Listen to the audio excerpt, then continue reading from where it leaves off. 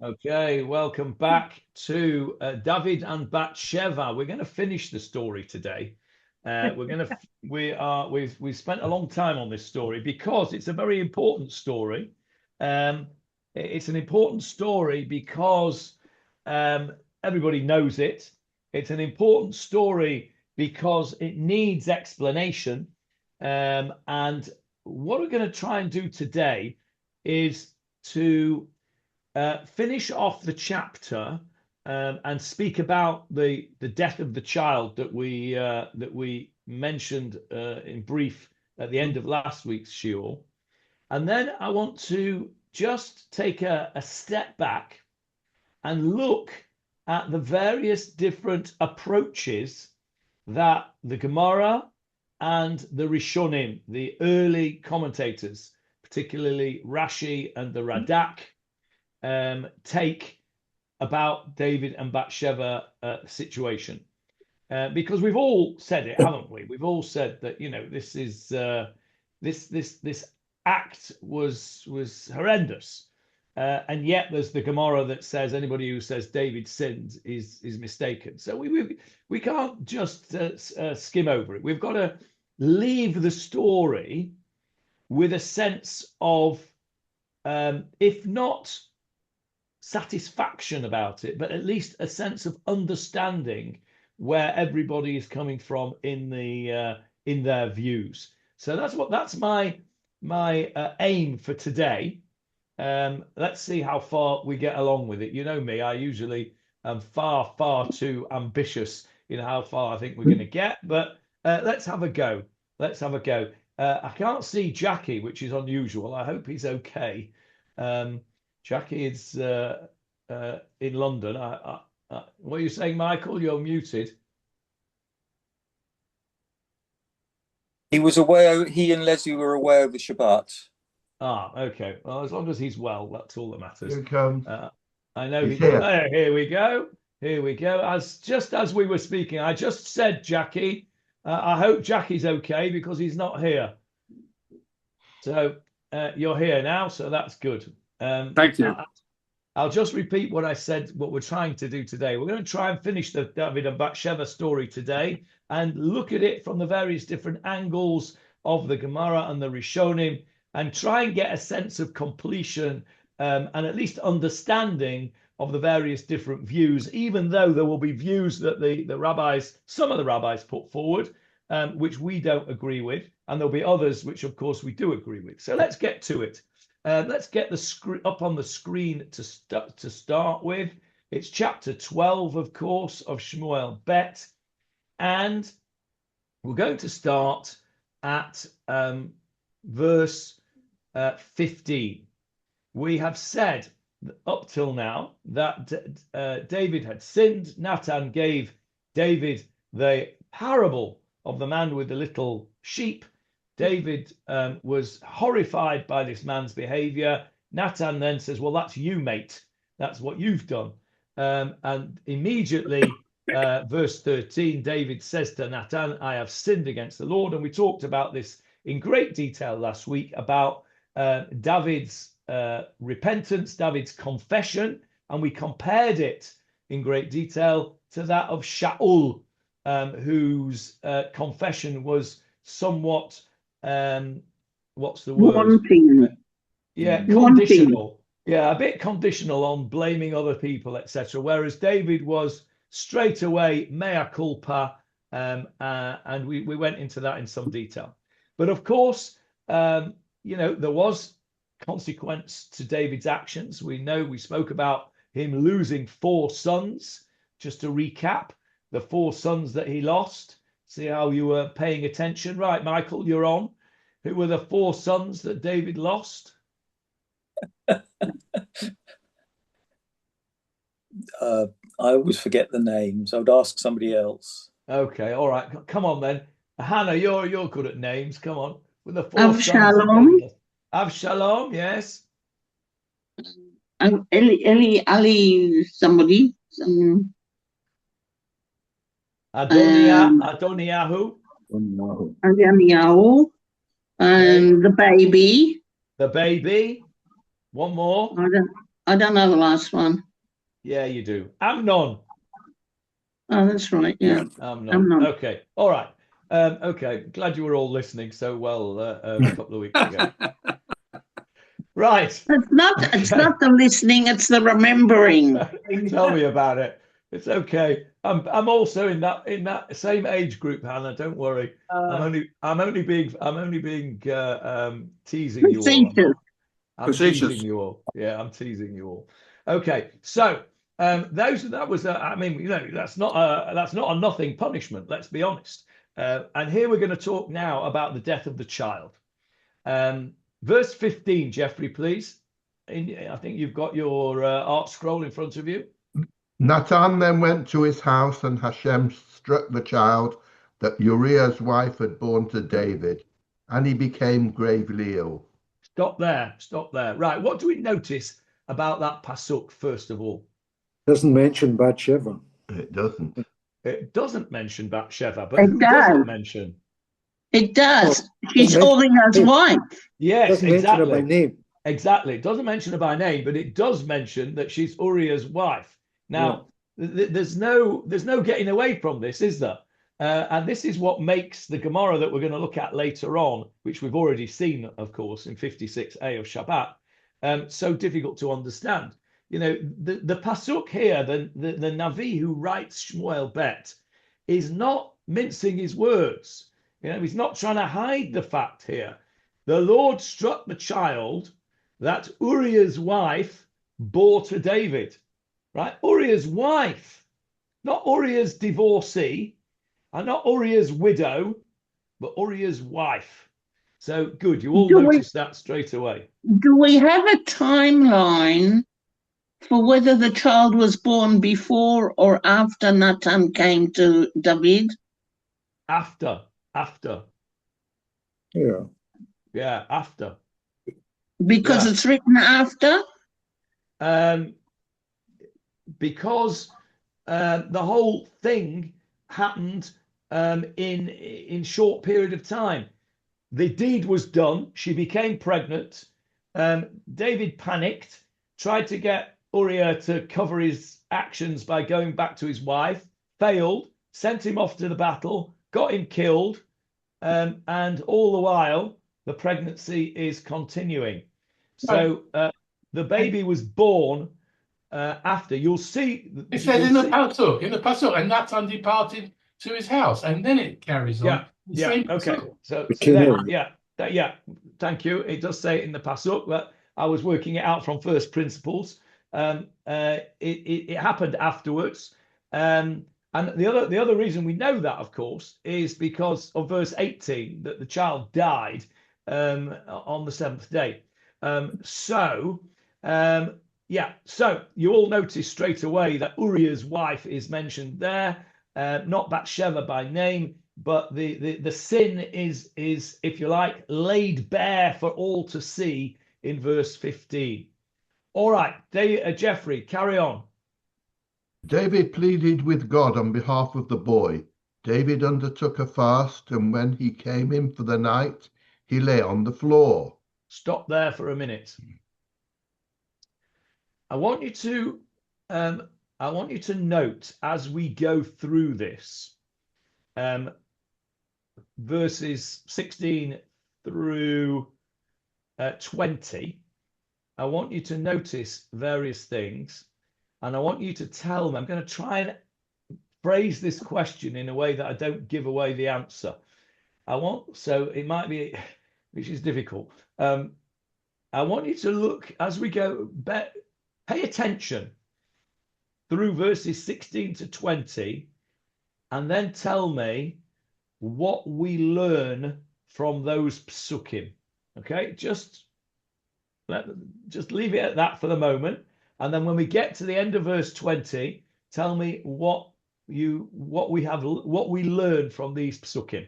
Okay, it's a bit of a cryptic question, because if I ask it in any other way, the answer will be obvious. So David besought God on behalf of the child, fasted, and came in and slept lying on the ground. Verse 17, Jeffrey. The elders of his house stood over him to raise him from the ground, but he would not consent, and he did not eat food with them. Okay, now what do we see here? How is David behaving at this point? You sit and shiver. Well, almost, yes. He's No. almost sitting shiver. It's like punishing himself. He's punishing himself, yes. He's fasting, he's sleeping on the floor, he won't eat, he's refusing to be comforted. The elders of his house tried to raise him up from the ground and he wouldn't consent. He's in a deep depression, isn't he? He's in a deep depression. We have the Elizabeth Kubler-Ross 5 stages of depression. Anyone want to tell me those? Come on, Peter, you should know this. Denial, I think, is the first one. Denial, yeah. Then there's, I think, anger's there. Anger, yeah. Depression or mourning? Remorse. Remorse is later. You've got one before that. Anger. Acceptance. Yeah, No, acceptance. that's the last one. Oh, that's the last one. Bargaining. Right. Okay. Yeah, bargaining with God. Right, bargaining, and then acceptance is the last one. Yeah, and of course they all interchange. You move. You don't go. A person doesn't necessarily go from 1 through to 5 in that order. You can go to 1 to 5 to 2 to 3 and back and forth. Anyway, yes, it's the five stages of grief, and this is what David is going through here.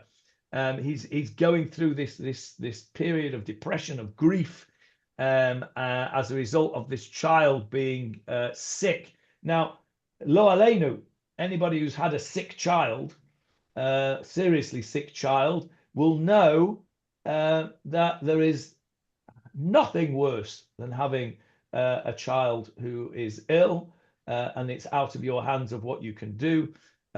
Somebody very wise, I don't know where it first came from. I've heard it many times over the years, and it is the truest thing that you can ever hear. And that is that a parent is only as happy as his least happy child. Think about that for a minute. If you've never heard that before, think about it. You're only as happy as your least happy child. You can have 10 children and 9 of them can be on top of the world, and you've got one child who's struggling, you're not happy. No. It's the truest thing. And any of us who have been privileged to be parents or grandparents will know that feeling when you have a sick child of the horror and the feeling of desperation, particularly if it's a very sick child, lo aleinu. So I think that we can understand David's reaction here.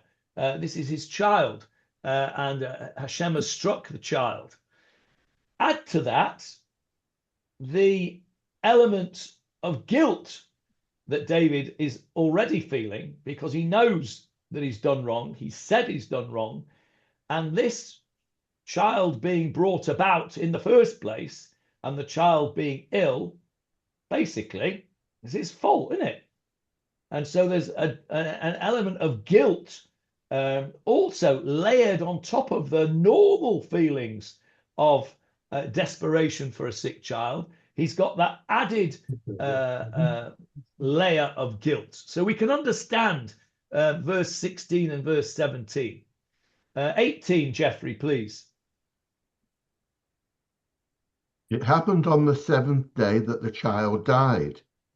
David's servants were afraid to tell him that the baby had died, for they said, "Behold, if when the baby was alive we spoke to him, but he would not listen to us, how can we tell him the baby has died? He will do something terrible." Right, stop there.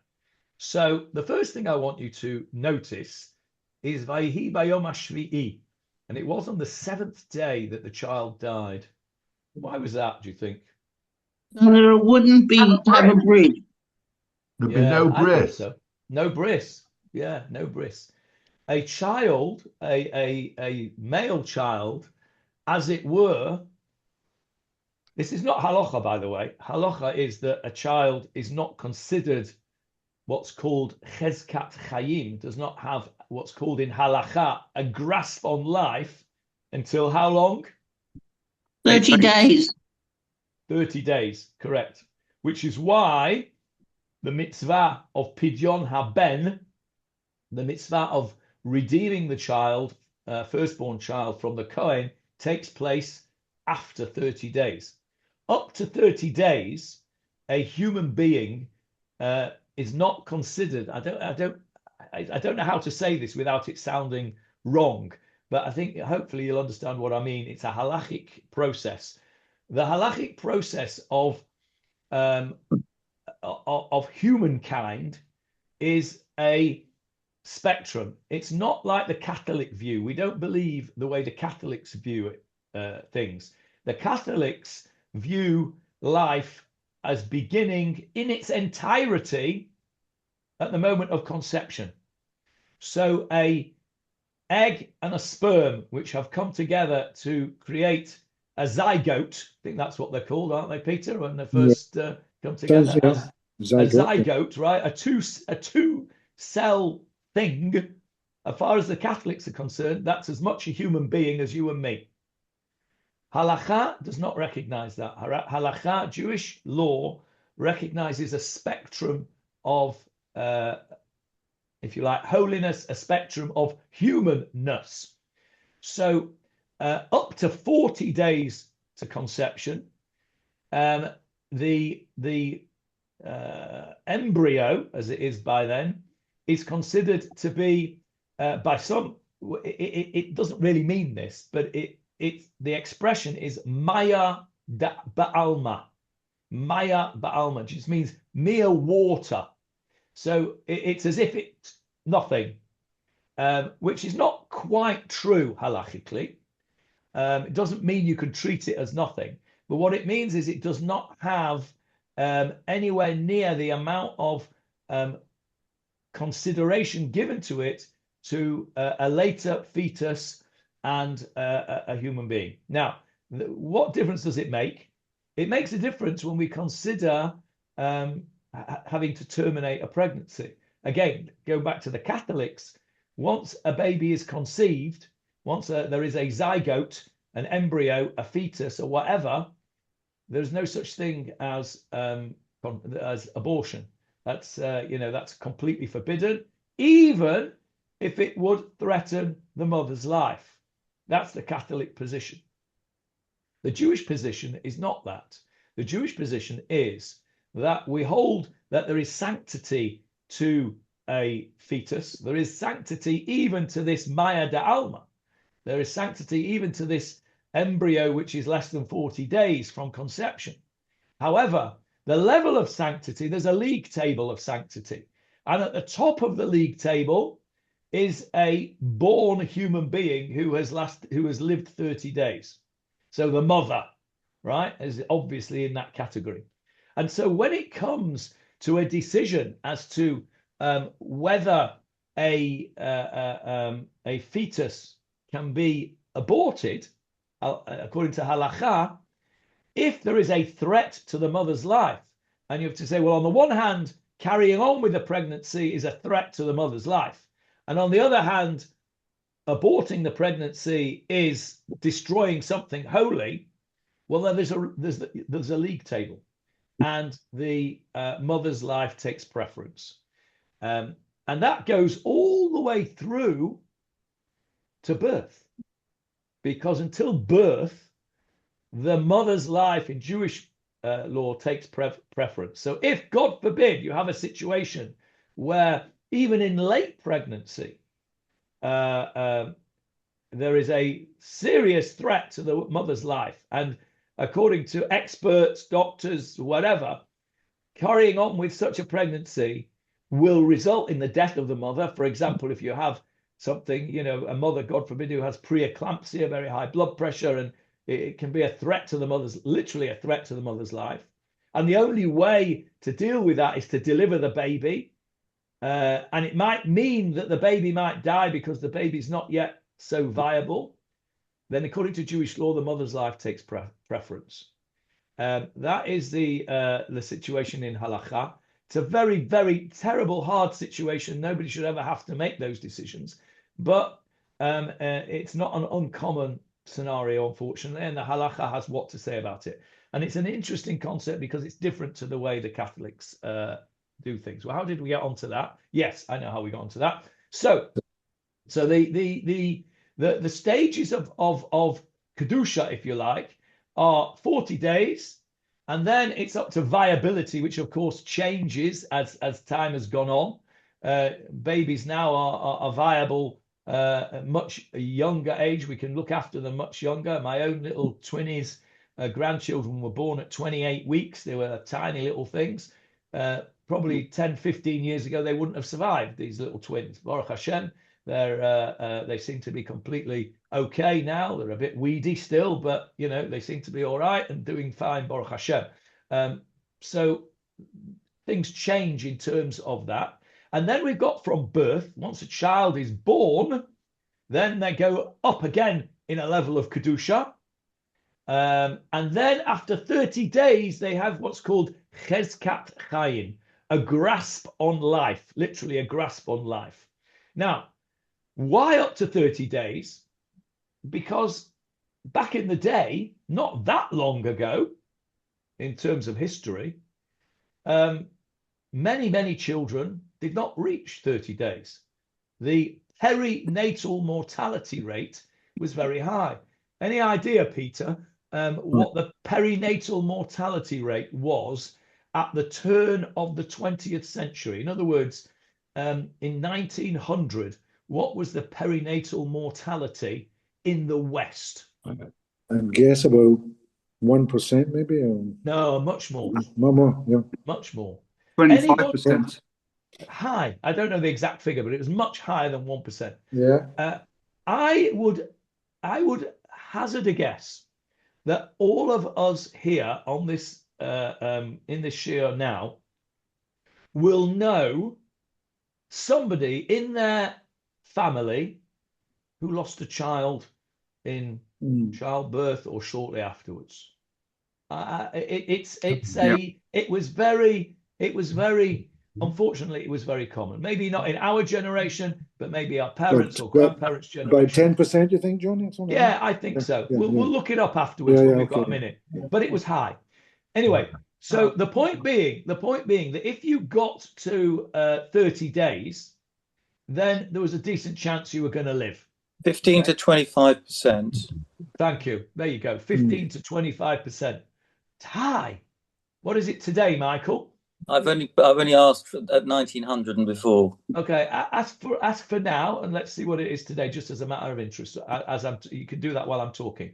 So 15 to 25%, and that's only 120 years ago, right? That doesn't include miscarriage, presumably, which is much, much higher. Correct. So the idea is, in halachic terms, if you get to 30 days, then that child is likely to live. Okay, and so it has chezkat chayim. And that is why, I don't know if you've ever asked yourself why we do Pidyon Ben at 30 days. And that's why. Because 5 in 1,000. 5 in 1,000, which is 0.5 in 100. So it's gone from 15 to 25% to 0.5%. Massive difference in the last 125 years. Okay, point made, right? Halachically, we haven't caught up yet. And of course, that goes for a lot of things, doesn't it? In the last 300 years, maybe even 400 years, halachically, we've been stuck. Why is that we've been halachically stuck for 400 years? Because the oral law is written down, and it's very difficult to change the written law. Yeah. Very correct. That is the problem with having a code of law. Once the Shulchan Aruch was adopted as being the code, right? It then becomes very difficult to change that, because what do we hear? I'm a Shulchan Aruch Jew. right? Meaning I keep the Shulchan Aruch. The Shulchan Aruch was written in the 16th century. So it's a very difficult thing to change that once that's been written down.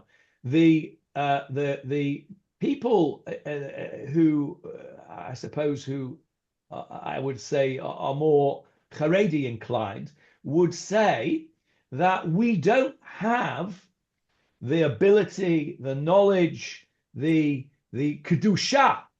We are no longer in the Yeridot Hadorot. The generations are weaker, and we don't have the ability to change things, even though the science that it was based on has changed. The more modern Orthodox approach would be that halacha should be dynamically changed when there are, if you like, scientific changes which alter that. So you could argue that though there might be positions, it's not happened, I'm just using this theoretically, that would say, actually now, Chezkat Chaim, if you get past a week, you're probably going to survive. And therefore, Pidyon HaBen should be done after a week. But it doesn't really matter. It's done after a month. It doesn't even have to be done after a month. It just has to be done. One second, Hannah. My son-in-law had his Pidyon HaBen when he was in his late 20s because he never had one when he was a baby. His parents were not religious. They didn't know about these things. And we made a Pidyon HaBen for him here in this very house when he was in his 20s. We had to get a very, very large silver tray to bring him in. He's not a small boy, my son-in-law. We would have needed a bit, some good gazuntas to lift him up on this big silver tray. But we did. We made him. I think you were there, Jeffrey, at Menzies Pidyon HaBen. I'm sure you were there. Well, if you weren't there, you were invited anyway. He had his Pidyon HaBen in this very house in his 20s because he hadn't had it. So it doesn't have to be done at 30 days, but the halacha is it's not done before 30 days because of this idea of Chezkat Chaim. Okay, Hannah, what did you want to say? You and I differ at the moment. With everything that you've said and with the halakha being codified, halakha does still change, or things are simply because of necessity.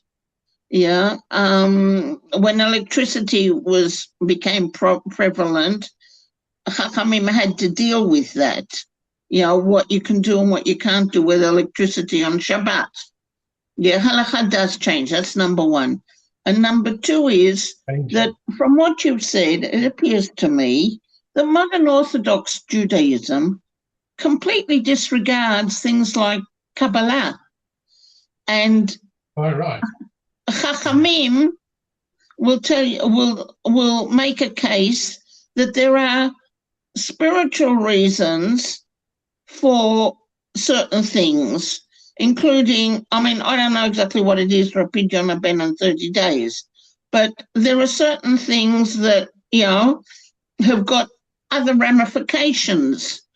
And I don't think that we have the right to disregard a sector of the Torah, Kabbalah, because most of us don't know enough about it. Okay, let me unpack all of that because there's a lot in there. Okay, so let me just clarify. Wait a second. It's like Lahavdil and the Sumerians, disregarding the oral law. Okay, you can't just throw something out. Okay. All right. Okay. Before I throw my two penneth worth in, I will invite Paul and Barbara to do so first. Oh, 1 second. Before you do so, Barbara, let's just summarize Hannah's position. Hannah says halacha does change because she gave the example of electricity. That we had to deal with that. And then she said, well, you can't just disregard the mystical stuff. There are those mystics who say that there is a mystical thing going on in heaven for every mitzvah that we do, and it's not just what goes on in this world. There's a spiritual world which we can't just chuck away. And then, rather provocatively, she compared modern Orthodox to the Sumerians who rejected the oral law, and that, of course, will need to be challenged. Okay, Barbara, what have you got to say about that? The first thing about when respect to Hannah, because she's more knowledgeable than I am. I doubt that, but never mind. Well, and maybe in some ways, who knows, whatever, never mind. Well, When electricity was introduced, of course, the halacha didn't change. It just adapted. It made the use of halacha of how to use electricity. So I wouldn't say it changes. The chachamim had to work out how to use the halacha in order for us to be able to use electricity. That's one thing. Second thing is, I don't know enough about Kabbalistic things. I'm much more of a rationalist like you are, Johnny, and so I can't really argue for that. But I do object to the modern Orthodox slur. And to state that Kabbalah is Torah is not something I accept at all. Okay, wait, Hannah, you can wait, Hannah, you can come back, but everybody else has to have their go first. Okay, and then once we've all attacked you, you can with respect. With respect, we can come back. Anybody else like to comment on what Hannah said before I do, and then we'll let Hannah come off the ropes. Look, I can tell you that a great lamdan, a very learned friend of mine, said it's disgraceful the Gemara does the cover-up of whitewashing because they couldn't face the physical facts of what had happened with David HaMelech. So I think we've moved on a long way from a lot of them. Okay, not sure how that ties into what Hannah was saying about the halacha changing, but we'll come back to that point later on when we discuss the Gemara on David HaMelech. Johnny, I believe the Kabbalists have a deeper meaning of Torah than most people. I really think they're really deeper and deeper, and they've got the right thing. They do believe and they do practice. Okay. All right. Now, let me. There you go, Hannah. You're not on your own. Michael, thank you, Jackie. Michael has a very enigmatic smile on his face. Michael, you want to join in? No, Michael's. I'm more on Barbara's side. That's okay. Almost wholly on Barbara's side. Okay. let me first of all, before I say my bit, let me invite you all to a Zoom shiur, which I will be giving on Wednesday evening. It was meant to be an in-person shiur. I was invited by the Young Israel of North Netanya, an oxymoron if ever there was one. I was invited. Do not say that I said that. I will remove that from the recording.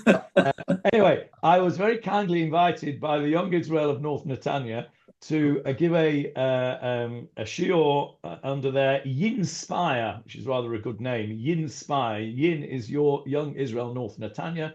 They have a Yinspire series, and each year they've invited me once a year to speak.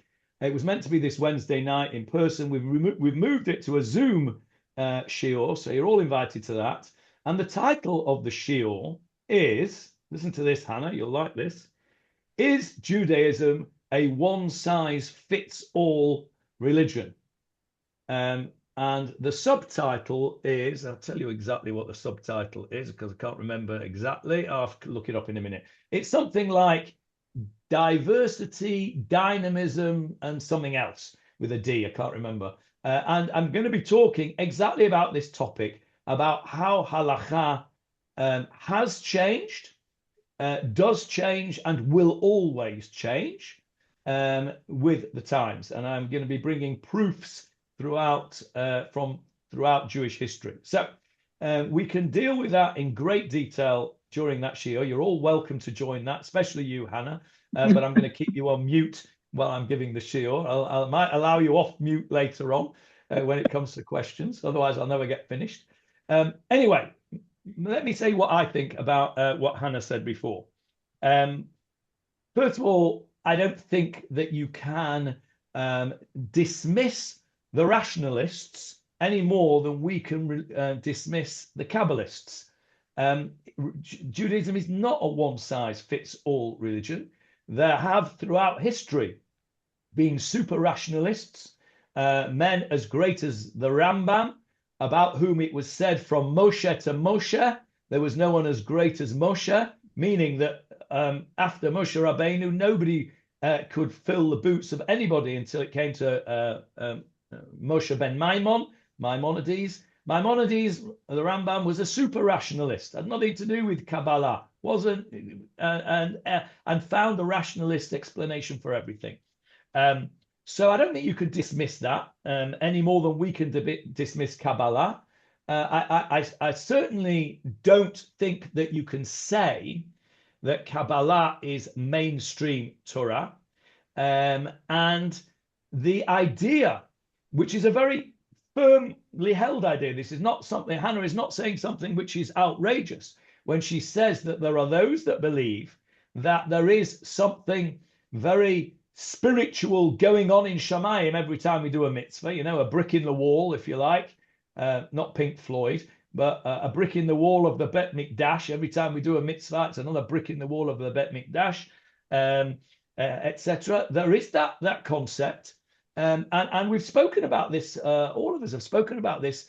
Particularly, I remember when we were speaking about the mitzvah of Shiluach HaKain, the mitzvah of shooing away the mother bird. This is the perfect example of the tension, the real tension between the Kabbalists, and when I say Kabbalists, I mean the mysticists. I don't really mean Kabbalists, because when we say Kabbalists, we have a specific section. Those who take a more mystical view of the mitzvot, to those who take a rational view.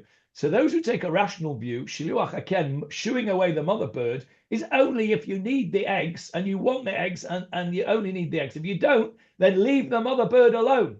Whereas the mystics say, no, we have to try and do every mitzvah that there is in the Torah, because when you do a mitzvah, something special, something Kabbalistic goes on in heaven, and there's a special thing to it. And it's not something that rationalists like me can handle very well. So, of course, I'm very, very much on the rationalist side, as you know. Hannah is much more Kabbalistic.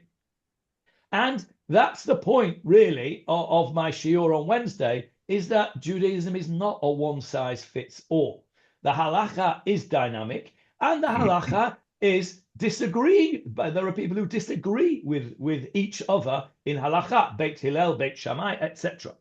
So I think that the idea that halakha doesn't change or shouldn't change because of mystical things is not borne out by history. Because, for example, the point about the electricity is Barbara is absolutely right. That was not a change in halakha. That was a new halakha, because they didn't have electricity. So that was something they had to, exactly what Barbara said, it had to be dealt with de novo, from new. But halakha has changed over the years. There are certain things that we are told to do that we no longer do, because we now know scientifically that there's things wrong. For example, mitzitza b'peh, the oral suction after a bris. In the modern Orthodox world, we don't do that anymore. We use a tube. We adapt. Whereas in the Haredi world, they still do that, right? Because they say this is the Masorah, this is a tradition, and this has mystical things in Shamayim. And this is exactly a great example of how Judaism is not a one-size-fits-all religion. So to go back to our point about the Pidyon Ben, we're absolutely no way going to get through what I wanted to get through today because of this discussion, but it's still very interesting. If we go back to the Pidyon Ben 30 days business, Hannah says, and she may well have a point from the mystical point of view, there's something mystical about 30 days. There's something very special about 30 days. We make a We make a bracha every 30 days, don't we, on the moon? We have this sort of mystical thing. There are those people, by the way, who will not do Birchat HaChodesh because they say, well, it's all paganist. This looking at, I do say Birchat HaChodesh, but there are those that don't. That say, no, it's a pagan thing. We're not davening to the moon, and it's a bit dangerous. All this avodah zarah with the moon and stuff. But there are those, of course, who say, no, there's something very spiritual about this, something very mystical. So it may be that this 30 days has got that. But on a practical point of view, the reason that we do Pidyon Ben after 30 days, the reason we do it after 30 days is because the Torah tells us. That's the honest truth. But the reason that the Torah tells us, I would say, as a rationalist, is because of Cheskat Chaim. Now, just one last point on this. And it's important, and it shows you the thinking of Chazal. There is no halacha on shloshim and shiva in the Torah. It's all minhag, right? So all the halachot, inverted commas, of mourning are all minhag, okay? They're not halacha midoraita. There is no Torah laws about sitting shiva. It's strong minhag. I'm not saying you shouldn't do it, of course, but it's minhag. Now, Chazal tell us that you do not sit shiva, and you do not have shloshim, and you do not have a yortzeit, lo aleinu, for a baby that dies prior to 30 days. Okay? There is no shiva, there's no shloshim, there's no yortzeit for a baby that dies before 30 days. And the reason for that is because of Cheskat Chaim, and that's what Chazal, that's what the Achronim, Shonim and Achronim say in the Sforim. The reason is that they don't have Cheskat Chaim. So it is a recognized concept. This idea of not having a grasp on life until 30 days is a recognized halachic concept. So Hannah may well be right that there are mystical things that are beyond my comprehension, but I'm not forced to take those on board as a rationalist Jew any more than Hannah is forced to abandon them as a mystical Jew. And that's the beauty of our religion. There is Ashkenaz, there is Sfard, there is Nusach, Edut HaMizrach, there is Ethiopian Jews, there's Indian Jews who've all got different approaches. I've even got my Nigerian students who have got struggling with what they're going to take on board when they come to find out what they really are, etc. And it's not one size fits all. It's a fascinating topic. We'll go into it more in detail on Wednesday night.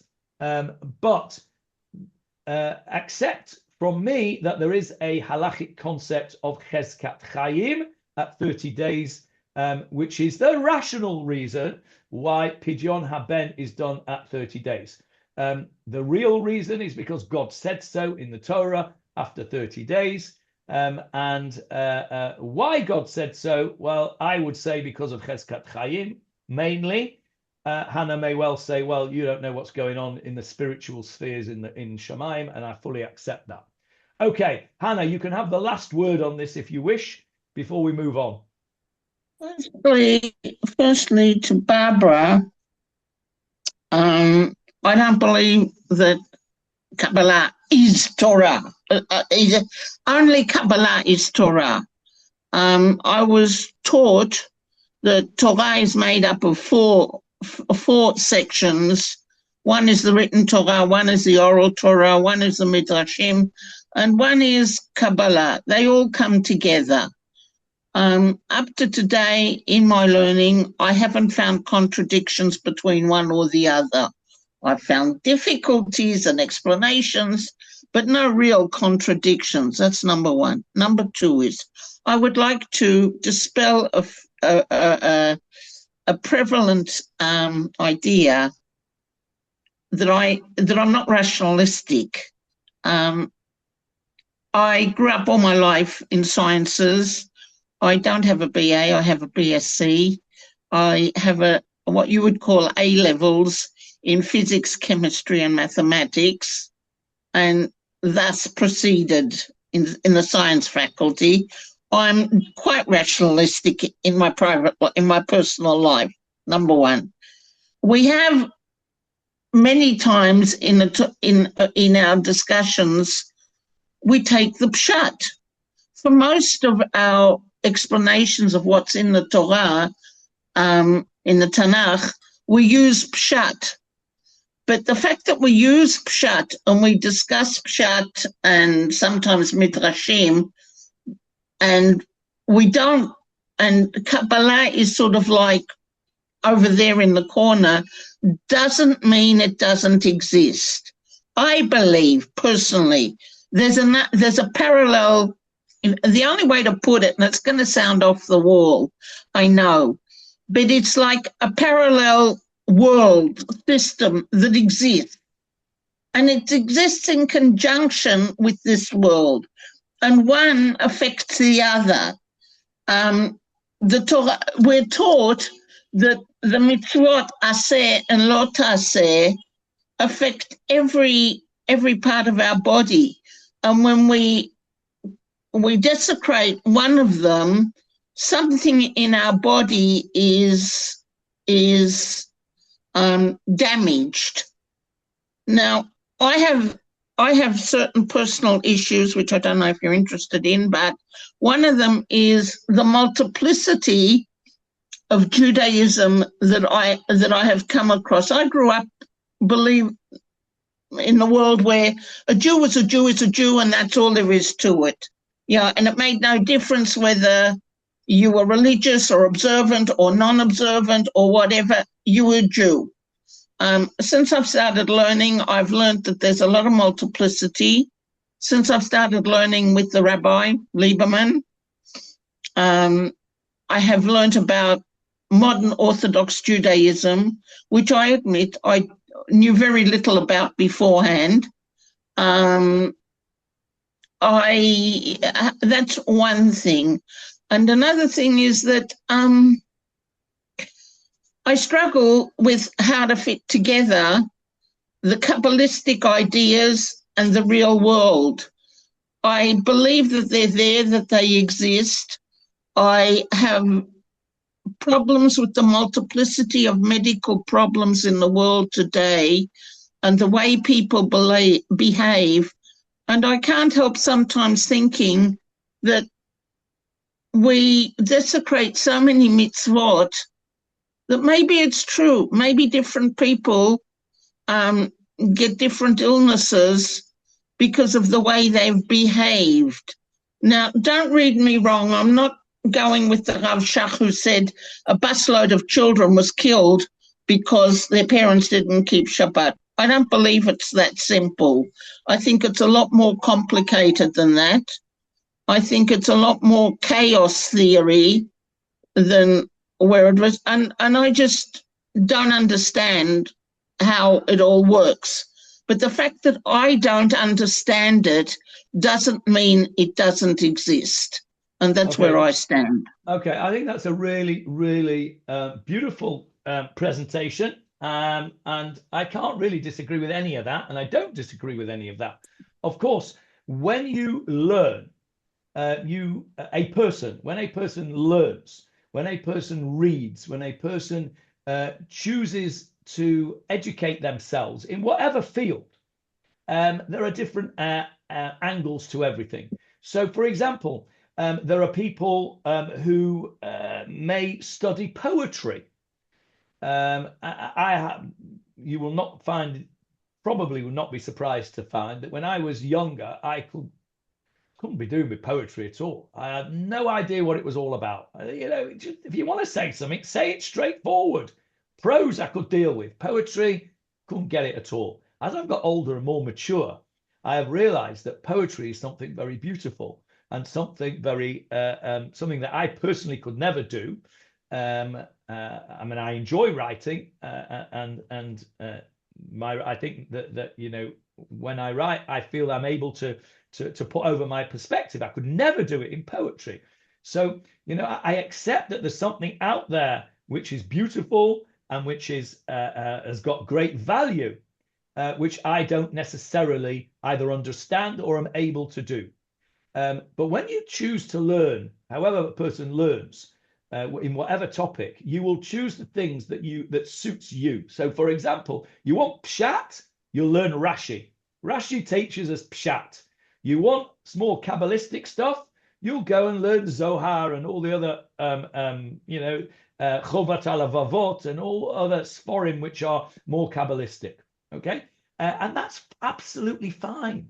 What one mustn't do, and I don't think either Hannah or I or anybody on this group is saying, is that all the other side of the coin, which we don't really get, is nonsense. It's not nonsense. It's there. I don't get it. It doesn't do anything personally for me. It just causes me difficulties.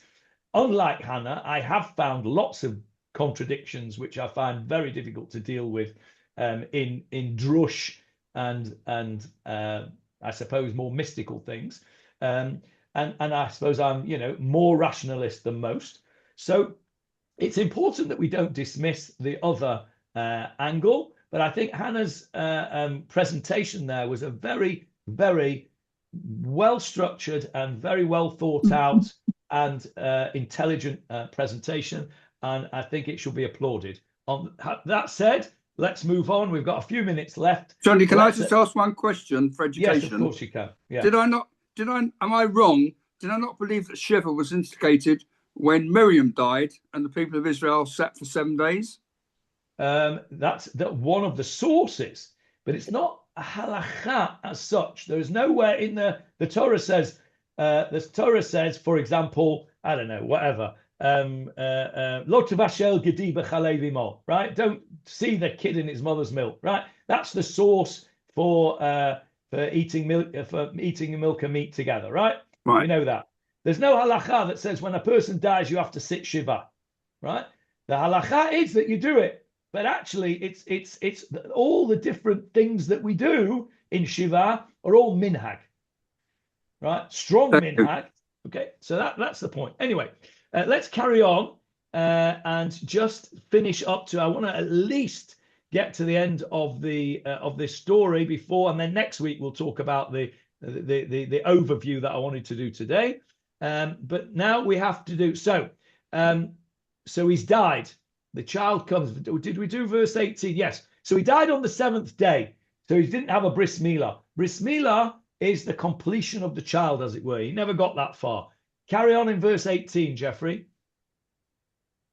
It happened on the 7th day that the child died. David's servants were afraid to tell him that the baby had died, for they said, "Behold, if when the baby was alive we spoke to him, but he would not listen to us, how can we tell him the baby has died?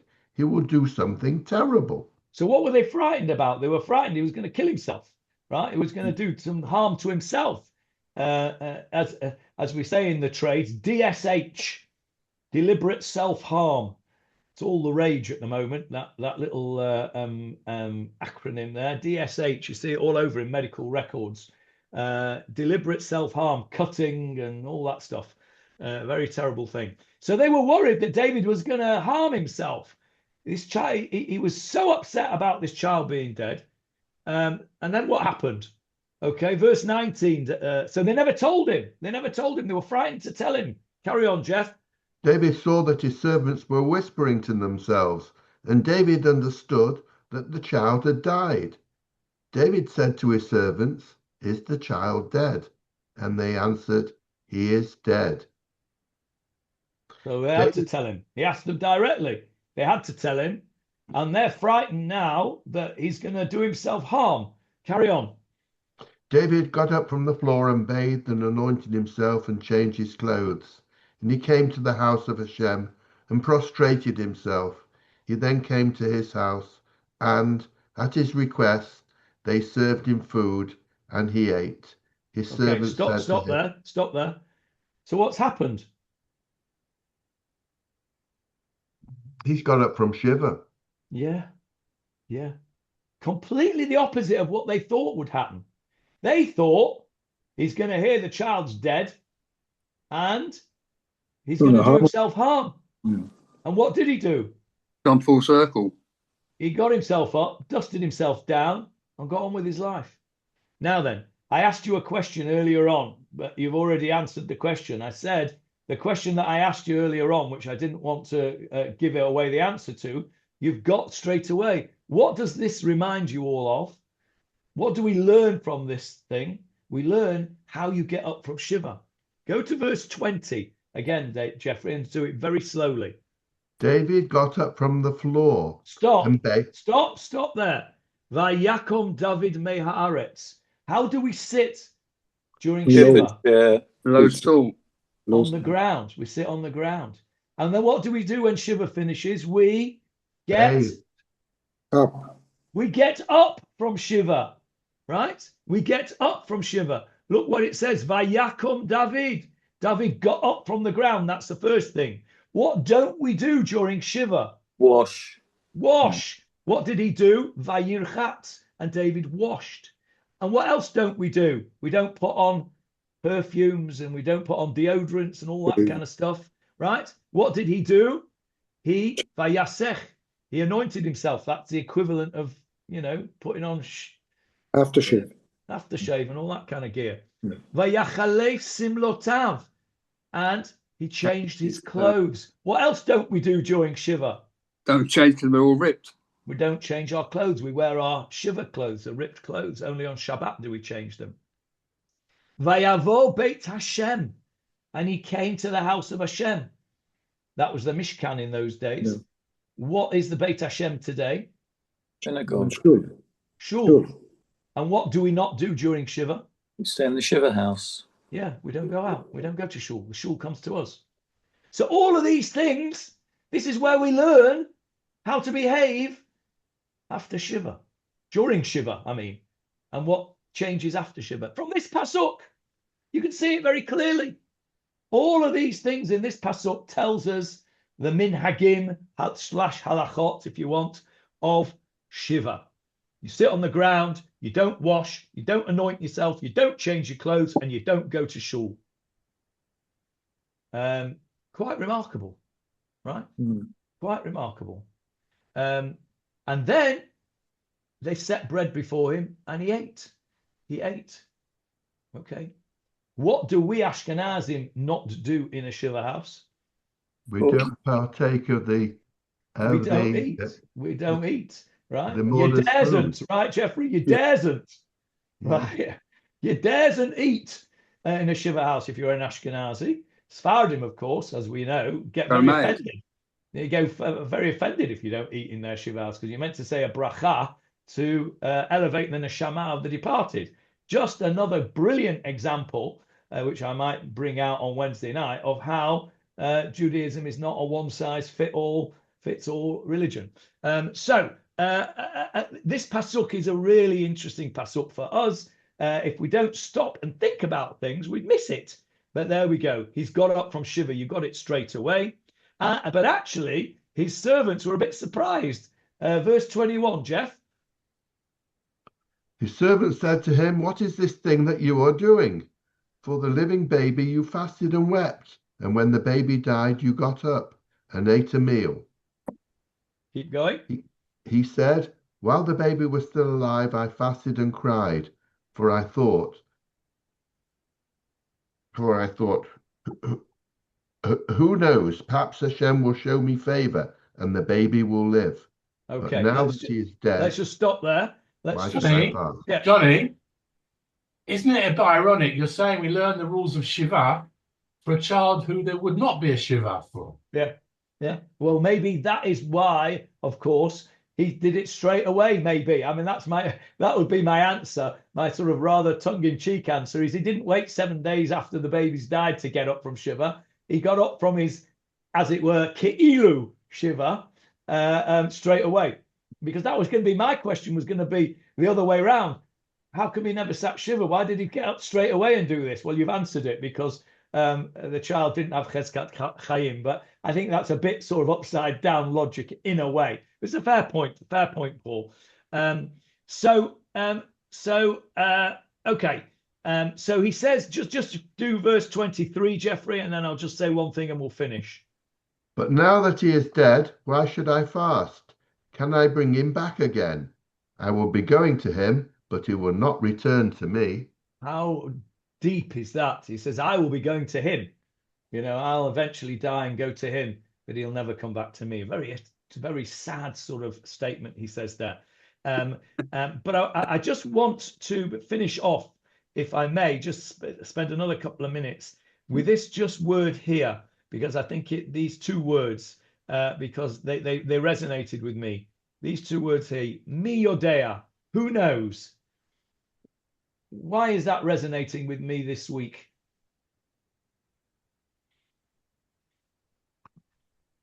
Well, I would think because we're in war, who knows whether we're going to be wiped out or not. All right, that's fair enough. You're right. Those of you who know how I work will know that if you want to know the answer to the question, you have to look at the top of my screen and see what I have got ready to show you. Look at all these things. I've got 1, 2, 3, 4, 5, 6, 7 different sources ready to show you that I never got round to today. But the first one we will get round to. Can you see it now? Esther. Where do we find that expression, mi yodea, in Esther? Mordecai is saying something to Esther about going to see the king. Yes, there it is on the screen for you. Verse 14, Jeffrey, please. For if you remain silent at this time, relief and rescue will arise for the Jews from elsewhere, and you and your father's household will perish. And who knows whether at a time like this you will attain the kingdom. Which is not a great translation, but you know, this is a very powerful pasuk. And the notes in the pasuk, it gives me the shivers every time I learn this. I'm going to do it now just because I love this pasuk so much. It goes like this. Ki macharesh tacharishi ba'eit hazot revach v'hatzala yamod laYehudim mimakom acher va'atu beit avich tovedu u'mi yodea im la'eit kazot higat lamalachut. Who knows whether this time, for this time alone, higat lamalachut, doesn't mean you will attain the kingdom. That's a bad translation. This is the past tense. Who knows if for this time alone you became the queen? Higat, you reached the king, the kingship, the queenship. This, he's saying, mi yodea, who knows? This is your opportunity. Don't lose it. If you remain silent at this time, don't worry. Revach v'hatzalah, safety and rescue will come to the Jews from somewhere else, but you'll be lost. Because who knows? Who knows what's going on in Shamayim? This is, I guess, Hannah's support for Hannah's position. I agree with Hannah, very Kabbalistic. Yeah, who knows what's going on in Shamayim? Whether you were just made for this moment. You were made the queen just for this moment. We know, with the benefit of hindsight, knowing what went on in the rest of the Megillah, that it was just for this moment that she was made the queen. But at that point in time, mi yodea, who knows? So we go back to our pasuk. What David is saying is mi yodea, who knows? Maybe while the child was still alive, I davened like Bilio. I fasted and I davened and I cried. Maybe, who knows? Perhaps the Lord will be gracious to me and the child will live. Turns out that he wasn't, and he didn't. And we'll deal with that, Bezrat Hashem, next week. I think that's a good place to end there. Mi yodea, who knows? Who knows? Down. Huh? After you turn off the recording and before you close down, I'd like to say something. Okay, well, we'll stop the recording. We'll stop the share because I can't. And so would I, actually. I think I agree with Hannah. I know what she's going to say. Okay, well, let's turn the recording off at her request. Bye-bye, everybody listening to the recording. You will never know, unless you ask her, what Hannah and Barbara and everybody else is going to say. And it serves you right for not joining live. So next time you can join us live. Shavua Tov, everybody. Have a good week. Besorot Tovot to everybody. I'm going to stop the recording now.